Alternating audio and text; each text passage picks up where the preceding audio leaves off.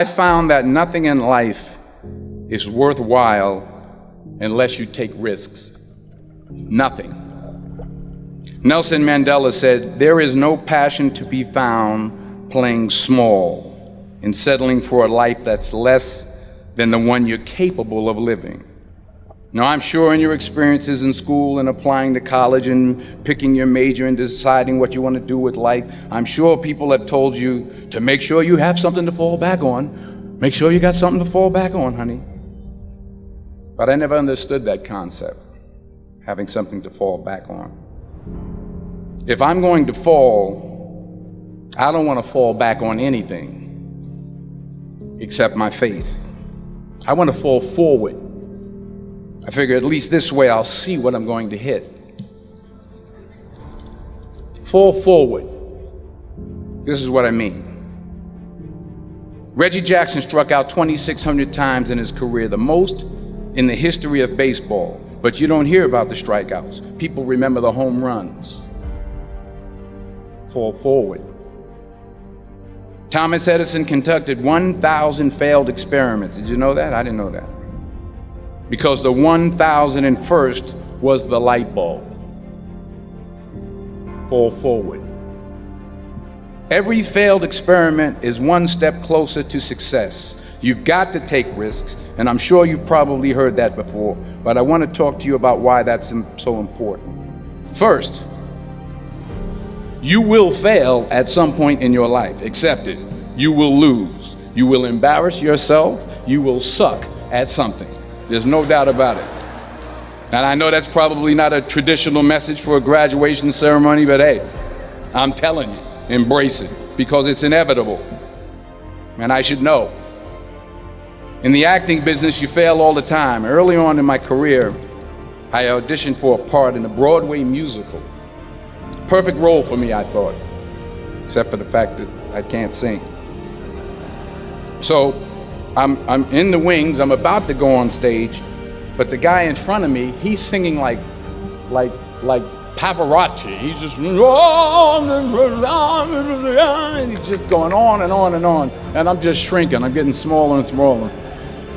So they say, "Oh, thank you very much, and you'll be hearing from us." So I come out with my little sheet music, and it was Just My Imagination by the Temptations. That's what I came up with.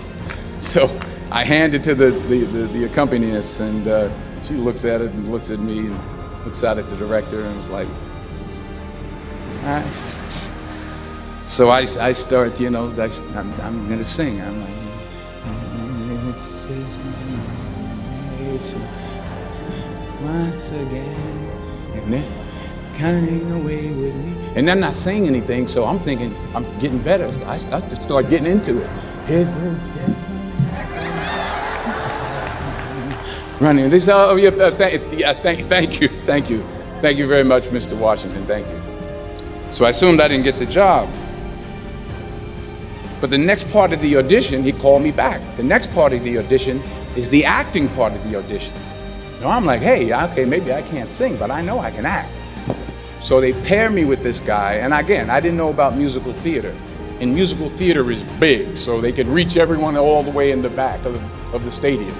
And I'm more from a realistic, naturalistic kind of acting where you actually talk to the person next to you. So I don't know what my line was. My line was, "Well, hand me the cup." And his line was, "Well, I will hand you the cup, my dear. The cup will be there to be handed to you."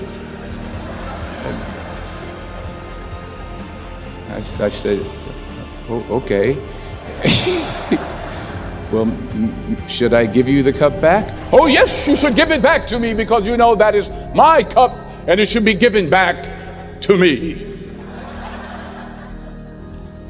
I didn't get the job. But here's the thing. I didn't quit. I didn't fall back.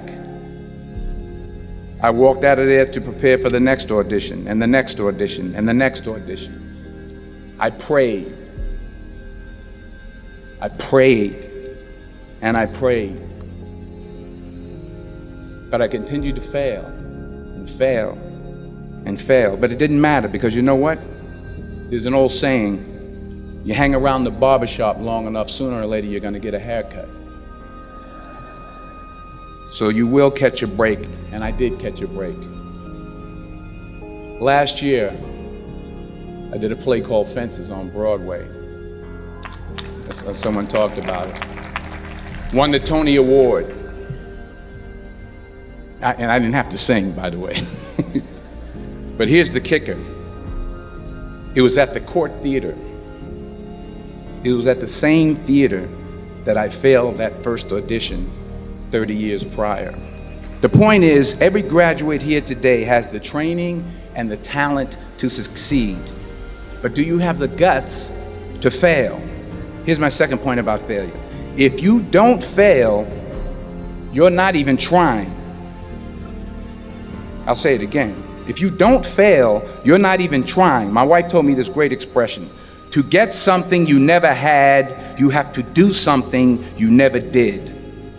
Les Brown's a motivational speaker. He made an analogy about this. He says, imagine you're on your deathbed, and standing around your deathbed are the ghosts representing your unfulfilled potential. The ghost of the ideas you never acted on. The ghost of the talents you didn't use. And they're standing around your bed, angry, disappointed, and upset. They say, we came to you because you could have brought us to life, they say. And now we have to go to the grave together. So I ask you today, how many ghosts are going to be around your bed when your time comes? You've invested a lot in your education, and people have invested in you. And let me tell you, the world needs your talents, man, does it ever. I just got back from Africa like 2 days ago, so if I'm rambling on, it's because I'm jet lagged. I just got back from South Africa. It's a beautiful country, but there are places there with terrible poverty that need help. And Africa is just the tip of the iceberg. The Middle East needs your help. Japan needs your help. Alabama needs your help. Tennessee needs your help. Louisiana needs your help. Philadelphia needs your help. The world needs a lot, and we need it from you. We really do. We need it from you young people. I mean, I'm not speaking for the rest of us up here, but I know I'm getting a little grayer. We need it from you, the young people. So you got to get out there. You got to give it everything you got, whether it's your time, your talent, your prayers, or your treasures. Because remember this, you will never see a U-Haul behind a hearse. You will never see a U-Haul behind a hearse. You can't take it with you. The Egyptians tried it, and all they got was robbed. So the question is, what are you going to do with what you have? I'm not talking about how much you have. Some of you are business majors, some of you are theologians, nurses, sociologists. Some of you have money, some of you have patience, some of you have kindness, some of you have love, some of you have the gift of long suffering. Whatever it is, whatever your gift is, what are you going to do with what you have? All right, now here's my last point about failure. Sometimes it's the best way to figure out where you're going. Your life will never be a straight path. I began at Fordham University as a pre-med student. I took a course called the cardiac I still can't say it. Cardiac morphogenesis. I couldn't read it, I couldn't say it, I sure couldn't pass it. So then I decided to go into pre-law, then journalism. And with no academic focus, my grades took off in their own direction. Yeah, down. I was a 1.8 GPA one semester, and the university very politely suggested that it might be better to take some time off.